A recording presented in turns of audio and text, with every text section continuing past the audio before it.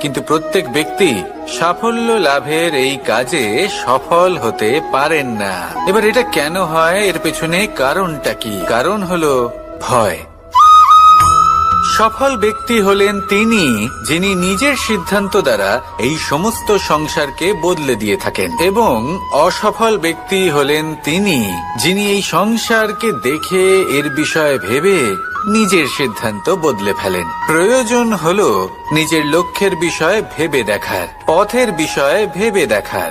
একবার যদি আপনি পথ নির্বাচন করে থাকেন, সেই পথে অগ্রসর হতে থাকুন আর তাতে অটল থাকুন। সবসময় দৃঢ় প্রতিজ্ঞ হন। আপনি যদি কোনো পথে টিকে থাকেন আর নিরন্তর পরিশ্রম করতে থাকেন, তবেই আপনার জীবনে সাফল্য আসবে। যদি কথায় কথায় লোকে কি ভাববে, লোকে কি বলবে, একথা ভেবে নিজের সিদ্ধান্ত পাল্টান, তাহলে কখনো নিজের লক্ষ্যে পৌঁছতে পারবেন না।